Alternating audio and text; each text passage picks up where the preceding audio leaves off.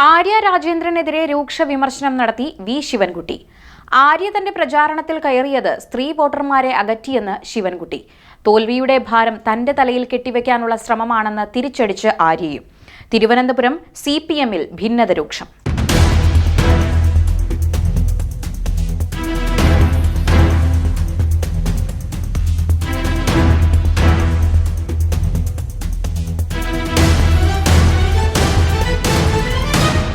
ആര്യ രാജേന്ദ്രൻ പ്രചാരണ വാഹനത്തിൽ കയറിയതോടെ നേമത്ത് വി ശിവൻകുട്ടിയുടെ കഥ കഴിഞ്ഞു എന്നായിരുന്നു വോട്ടെണ്ണുന്നതിന് മുൻപ് സോഷ്യൽ മീഡിയയിൽ നിറഞ്ഞ ട്രോൾ.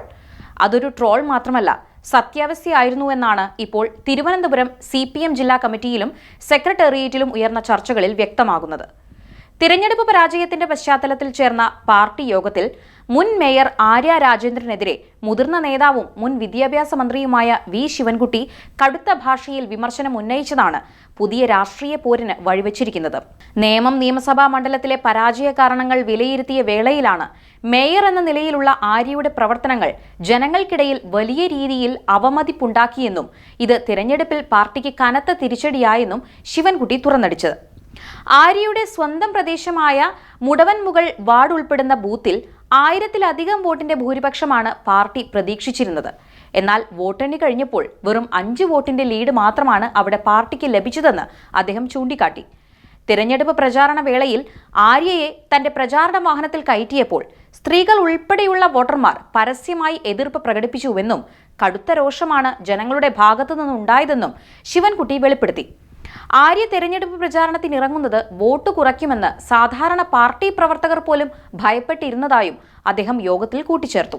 നേരത്തെ തദ്ദേശ സ്വയംഭരണ തിരഞ്ഞെടുപ്പിൽ തിരുവനന്തപുരം കോർപ്പറേഷനിൽ ഉണ്ടായ തിരിച്ചടികൾക്ക് കാരണം ആര്യയാണെന്ന് പാർട്ടിക്കുള്ളിൽ വിമർശനം ഉയർന്നപ്പോൾ ആര്യയെ പിന്തുണച്ച് രംഗത്തെത്തിയിരുന്ന ശിവൻകുട്ടി തന്നെയാണ് ഇപ്പോൾ നിയമസഭാ തെരഞ്ഞെടുപ്പിലെ കനത്ത തോൽവിക്ക് പിന്നിലും ആര്യയുടെ പ്രവർത്തികളാണെന്ന് ആരോപിക്കുന്നത്. ഇത് പാർട്ടിക്കുള്ളിലെ മാറിയ രാഷ്ട്രീയ സമവാക്യങ്ങളെ സൂചിപ്പിക്കുന്നു. മുതിർന്ന നേതാവിന്റെ കടുത്ത ആക്ഷേപങ്ങൾക്കെതിരെ പരസ്യമായ പ്രതികരണവുമായി മുൻ മേയർ ആര്യ രാജേന്ദ്രനും രംഗത്തെത്തിയതോടെ പാർട്ടിക്കുള്ളിലെ ഭിന്നത തെരുവിലേക്ക് നീളുന്ന കാഴ്ചയ്ക്കാണ് തിരുവനന്തപുരം സാക്ഷ്യം വഹിക്കുന്നത്.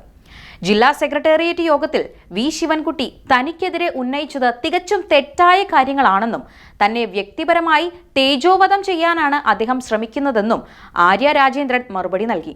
ഈ തെറ്റായ പരാമർശങ്ങൾ മാധ്യമങ്ങളിലൂടെ വാർത്തയായ സാഹചര്യത്തിൽ എന്താണ് യഥാർത്ഥ വസ്തുതയെന്ന് മാധ്യമങ്ങൾക്ക് മുന്നിൽ വിശദീകരിക്കാൻ മുതിർന്ന നേതാക്കൾ തയ്യാറാകണമെന്നും ആര്യ ആവശ്യപ്പെട്ടു.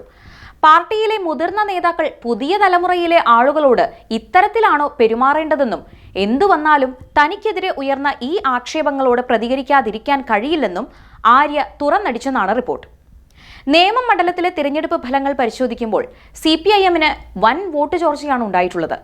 മണ്ഡലത്തിൽ വി ശിവൻകുട്ടിക്ക് കേവലം 39,147 വോട്ടുകൾ മാത്രമാണ് നേടാനായത്.